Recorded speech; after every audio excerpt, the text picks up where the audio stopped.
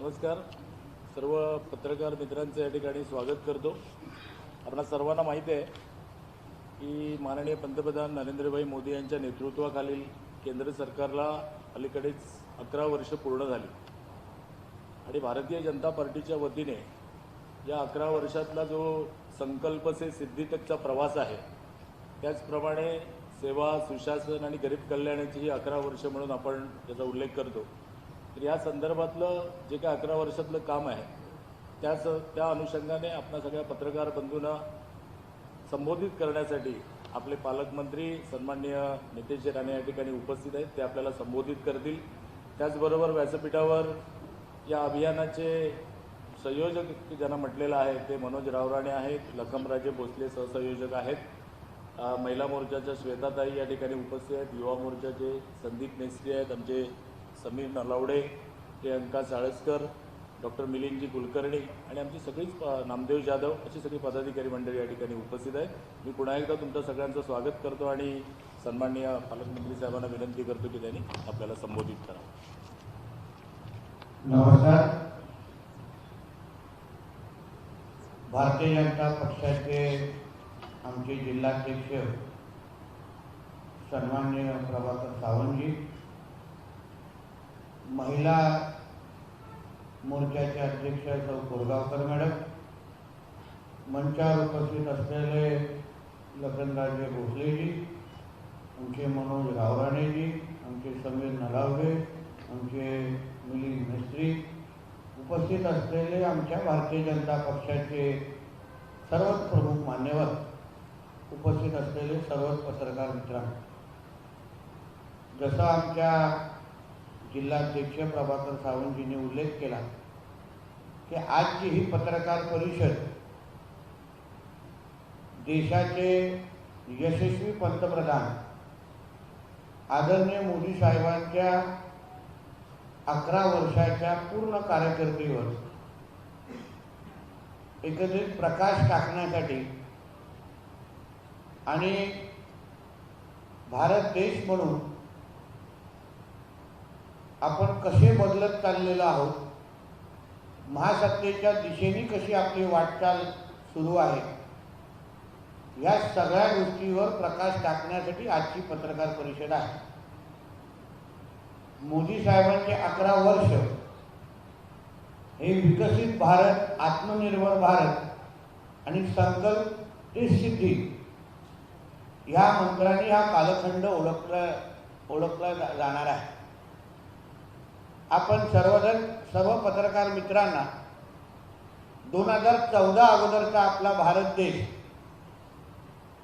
आणि तेव्हा आपण पत्रकार म्हणून आपल्या देशाबद्दल ज्या बातम्या आपण रिपोर्ट करत होता, जी माहिती आपण संकलित करत होता, आपल्या भारत देशाबद्दल बाहेरच्या जगामध्ये, विश्वामध्ये काय ओळख निर्माण आपल्या भारत देशाची होती, म्हणजे आपल्या भारत देशामध्ये राहत असलेल्या लोकसंख्यापेक्षा भ्रष्टाचाराच्या आकड्यांबद्दल जास्त चर्चा व्हायची.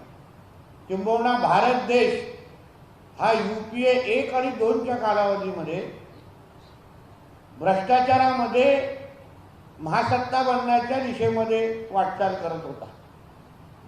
प्रत्येक बाबतीमध्ये वरतून ते खालेपर्यंत भ्रष्टाचाराने बरबटलेली पूर्ण एकंदरीत यंत्रणा भारतीय नागरिक म्हणून आपण अनुभवायला आपल्याला मिळालेली. आणि 2014 पासून ते आत्तापर्यंत आज 11वा वर्ष जेव्हा आपण सगळे अनुभव घेतोय, तेव्हा आपला भारतीय नागरिक म्हणून आपल्या प्रत्येकाला अभिमान वाटेल की आज भारत देशाकडे बघण्याचा जो दृष्टिकोन आहे, जगामध्ये आपली प्रतिमा जी आहे ती मोदी साहेबांच्या नेतृत्वाखाली असलेल्या भारतामुळे पूर्ण पद्धतीने बदललेली आहे. आज जगामध्ये किंवा जागतिक राजकारणामध्ये भारताची दखल घेतल्याशिवाय अशी एकही घटना होत नाही, अशा पद्धतीचा अनुभव आपल्याला मिळतो.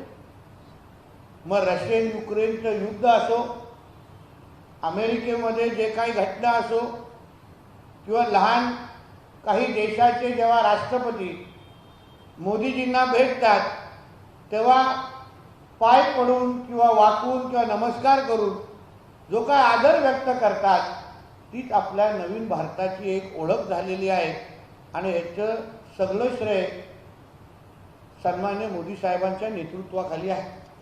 शेवटी नेतृत्वामुळेच आपल्या भारताची आपल्या देशाची एक प्रतिमा तयार होत चाललेली आहे.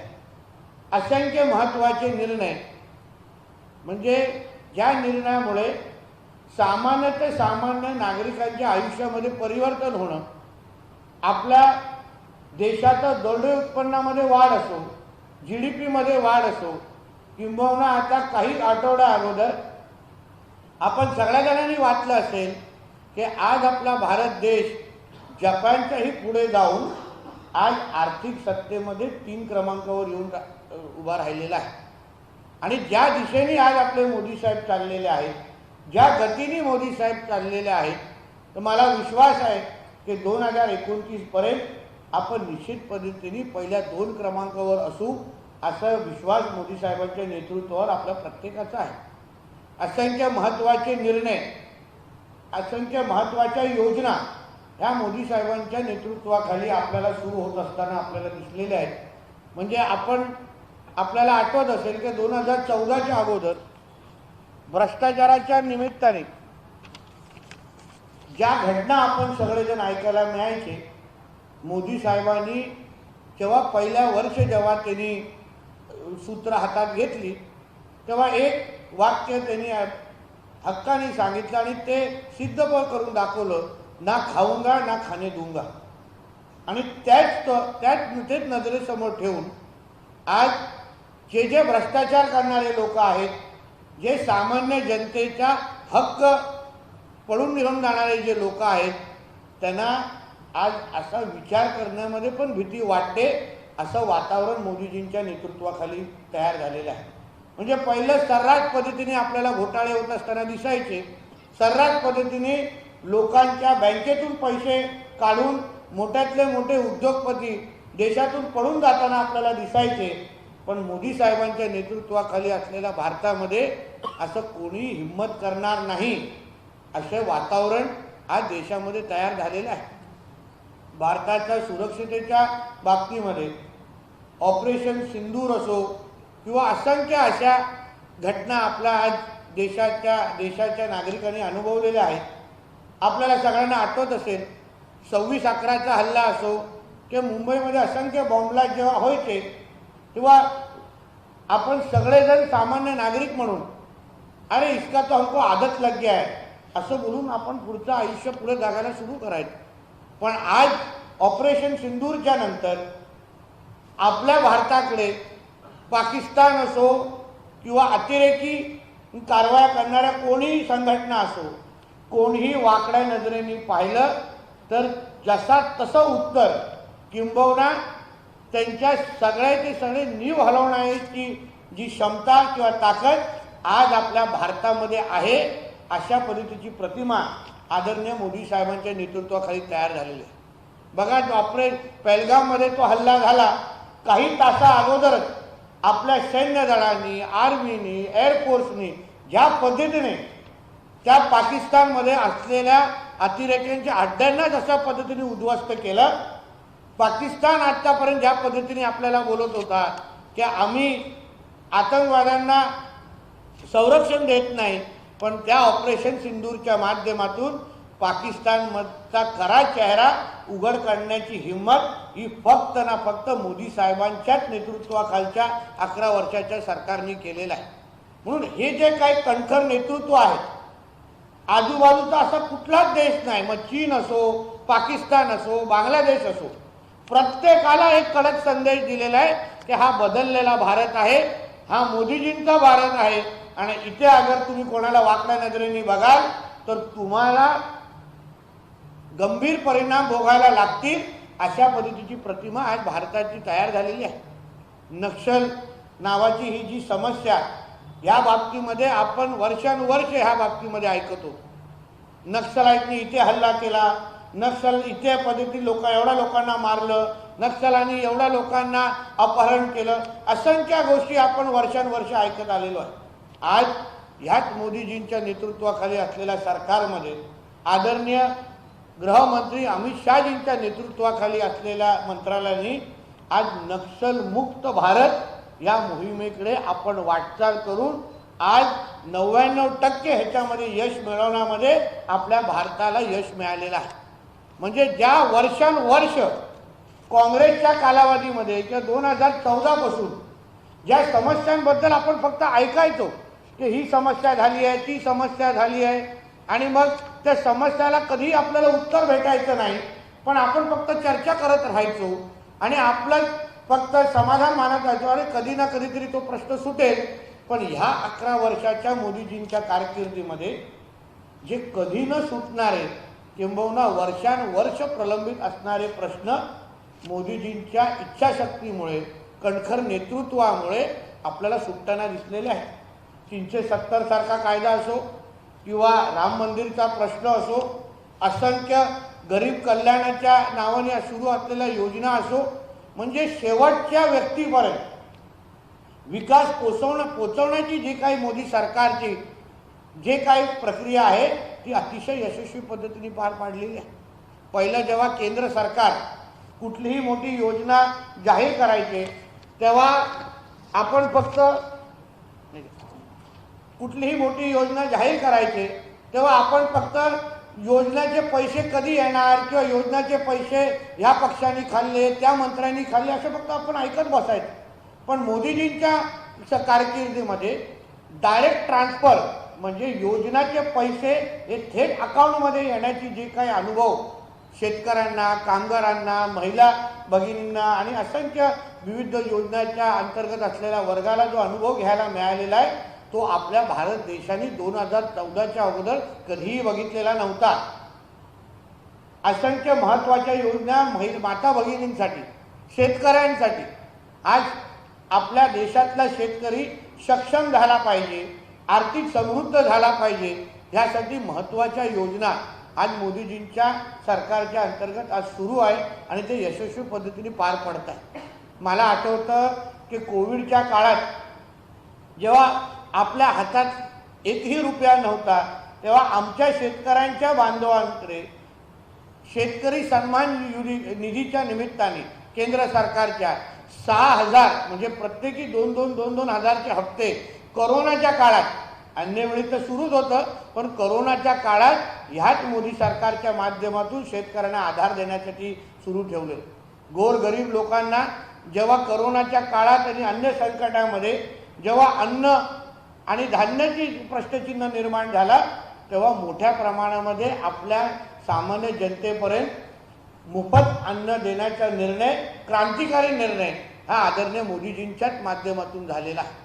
आणि म्हणून असंख्य असे महत्त्वाचे मुद्दे किंवा असंख्य प्रश्न ज्या देशासमोर होते ज्याच्याबद्दल आपण फक्त चर्चा करत राहायचो, मोदीजींच्या माध्यमातून आपल्याला सुटताना दिसलेले आहे. आज ज्या पद्धतीने विविध क्षेत्रामध्ये आपण विकास होत असताना दिसतोय, आज रोजगार या क्षेत्रामध्ये एवढ्या मोठ्या प्रमाणामध्ये आज वाढ होत असताना दिसत आहे, मोठ्या प्रमाणामध्ये नोकऱ्या उपलब्ध आहेत, नवीन नवीन उद्योगधंदे हे आपल्या भारताकडे येत आहेत. आज आधुनिकतेच्या बाबतीमध्ये आपला भारत देश हा अन्य देशांच्या तुलनेत आणि स्पर्धेमध्ये मोठ्या प्रमाणामध्ये उतरलेला आहे. आज फेसबुक असो, ॲपल असो, मोठ्यातली मोठी कंपनी त्यांना आपला कारखाना लावायचा असेल तर अमेरिकेच्या अगोदर आता भारताचा विचार करतात. हीच आपल्या मोदीजींनी कमवलेली विश्वासार्हता आहे. आणि म्हणून ह्या सगळ्या जे 11 वर्षाच्या कारकिर्दीमध्ये समाजाचा असा कुठलाच घटक नाही ज्याच्या मन जिंकण्याचं काम आदरणीय मोदीजींनी केलेलं नाही. प्रत्येक वर्गाला न्याय कसा द्यायचा, प्रत्येकाला बरोबर घेऊन कसं चालायचं हे आदरणीय मोदीजींनी आपल्या 11 वर्षा कारकिर्दीमध्ये अतिशय यशस्वी पद्धतीने केलेलं आहे. आपल्या कोकणाच्या दृष्टिकोनातून अगर आपण विचार केलात तर प्रधानमंत्री मत्स्य संपदा योजना असो किंवा बंदरेच्या माध्यमातून आपल्या किनारपट्टीचा विकास असो, या आर्थिक बजेटमध्ये म्हणजे युनियन बजेटमध्ये अर्थसंकल्पामध्ये 25,000 कोटी समुद्र किनाऱ्याच्या विकासासाठी मोदी सरकारने तरतूद करून ठेवलेली आहे. सागरमालासारखे असंख्य महत्त्वाच्या योजना ज्याच्यामुळे आपल्या पूर्ण किनारपट्टी आज मोठ्या प्रमाणामध्ये विकसित होत असताना आपल्याला दिसते. म्हणजे म्हणून तुम्हाला सांगितलं कुठला असा एक क्षेत्र नाही ज्याच्यामध्ये मोदीजींनी आपल्याला समाधान दिलेलं नाही. व्यापारी वर्गामध्ये पण GSTच्या संदर्भात निर्णय असो, असंख्य महत्त्वाचे निर्णय घेऊन आपल्या सामान्य व्यक्तीला आर्थिक समृद्ध आणि आधार देण्याचं काम आदरणीय मोदीजींच्या माध्यमातून झालेलं आहे. आणि म्हणूनच मोदीजींची 11 वर्षचा जो प्रवास हा प्रत्येक भारतीयासाठी अभिमान वाटण्यासारखा आहे. आपण आज भारतामध्ये राहणं हे आपल्यासाठी जे कौतुकाची जी बाब झालेली आहे.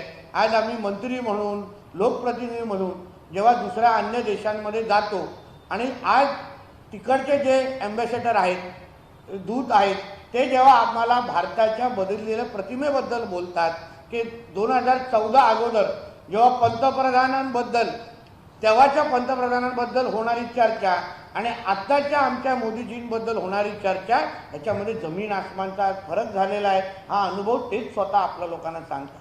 आणि म्हणून आमचा भारत देश हा तरुणांचा देश म्हणून आपण ज्या पद्धतीने ओळखतोय, मला विश्वास आहे आदरणीय मोदीजींच्या नेतृत्वाखाली आमचा भारत देश हा महासत्ता निश्चित पद्धतीने बनेल. हा विश्वास या निमित्ताने मी व्यक्त करतो. इथेच थांबतो. धन्यवाद. धन्यवाद साहेब. त्यानंतर आपण सगळ्या जनतेसाठी ज्या सगळ्या योजना आहेत त्याचं एक सारांश पत्रक आपण तयार केलेलं आहे, त्याचं प्रकाशन आहे. आणि त्यानंतर वरती आपण या अनुषंगाने लावलेल्या प्रदर्शनीच्या उद्घाटनाचा कार्यक्रम संपन्न करतो. पण ह्याच्याबद्दल काही प्रश्न असतील तर विचारू शकता ना. या विषयाबद्दल काय असेल तर मोदीजींच्या 11 वर्षामध्ये पत्रकारांवर अन्याय नको म्हणून विचारू. बरोबर ना सर?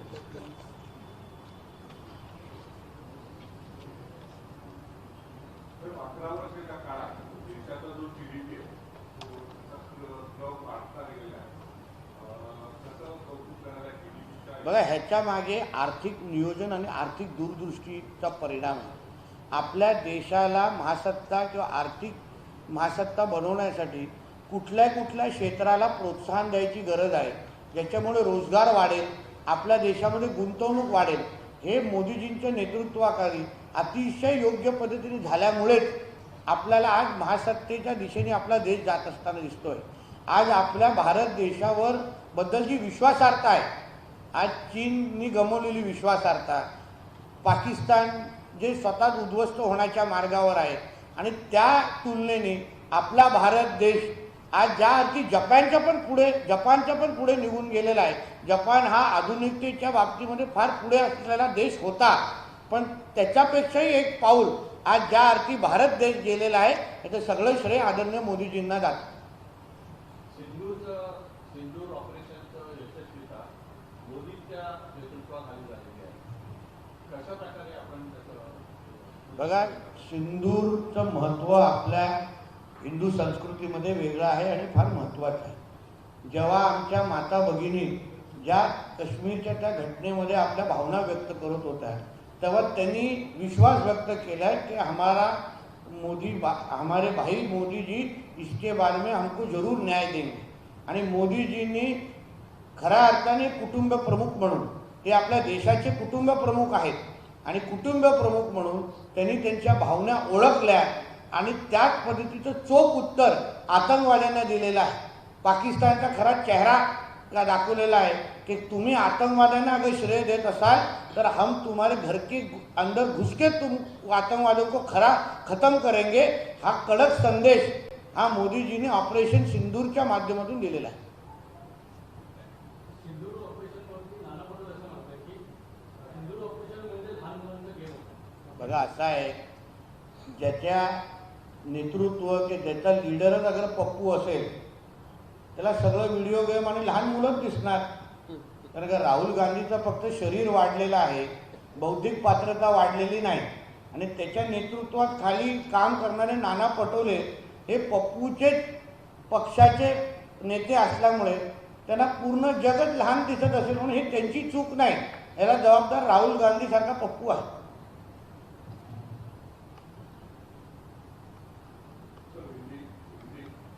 बोले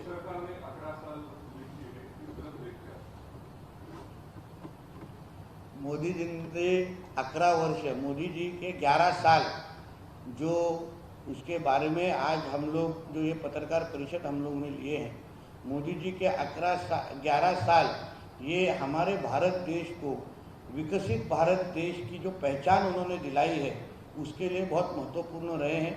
इस 11 साल में मोदी जी के माध्यम से जो हर एक वर्ग का जो विकास, सबको साथ में लेके विकास करने की जो तैयारी हमारे देश ने दिखाई है, हर क्षेत्र में जिस तरीके से आज विकास हो रहा है, हर एक को आज आधार देने का काम जो हमारी केंद्र सरकार कर रही है, वही मोदी जी का 11 साल की असली पहचान है.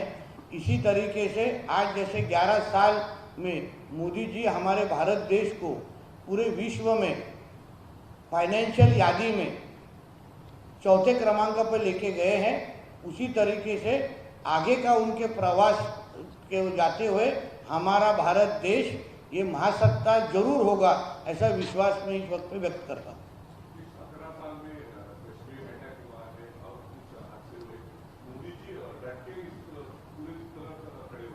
देखिए 2014 के पहले जब ये हमारे देश में आतंकवादी हमले होते थे, तभी उस वक्त की कांग्रेस की सरकार किसी भी तरीके का जवाब देते नहीं थे. हमको ये कहा जाता था कि इसकी आदत डाल दो, मगर 2014 के बाद मोदी जी के लीडरशिप में जो भारत देश है, उन्होंने जब भी हमारे इधर आतंकवाद हमला हुआ है उसका करारा जवाब दिया है. ऑपरेशन सिंदूर जब भी हुआ उसके बाद कुछ दिनों बाद ही जिस तरीके से मोदी जी ने करारा जवाब दिया है, भविष्य में पाकिस्तान हो या कोई भी जो आतंकवादी संगठन हो, वो हमारे देश की तरफ गंदी नज़र देखने की हिम्मत करेगा नहीं. यही मोदी जी के नेतृत्व के नीचे का नया भारत है. शरद पवार म्हणतात की भाजप सोडून कोणासोबत युती करायला तयार आहे. असं आहे ना, ते पवार साहेब काय म्हणतात काय नाही म्हणतात, आता त्या गोष्टीवर चर्चा करणं हे योग्य नाही. कारण का पवार साहेबांचे मित्र हे सगळ्याच पक्षामध्ये आहेत, म्हणून कोणी कधी कोणावरून युती करावी ही शेवटी पवार साहेबांचा तो निर्णय आहे. आणि अजितदादांनी जो योग्य निर्णय आमच्यावर येण्याचा ठेवलेलाच आहे, घेतलेलाच आहे. म्हणून एक पवार आमच्याबरोबर असल्यामुळे दुसऱ्या मोठ्या पवारांची आम्हाला चिंता नाही. ठीक आहे, संपवायचा. धन्यवाद. जय हिंद, जय महाराष्ट्र. हे जरा एक करू जरा.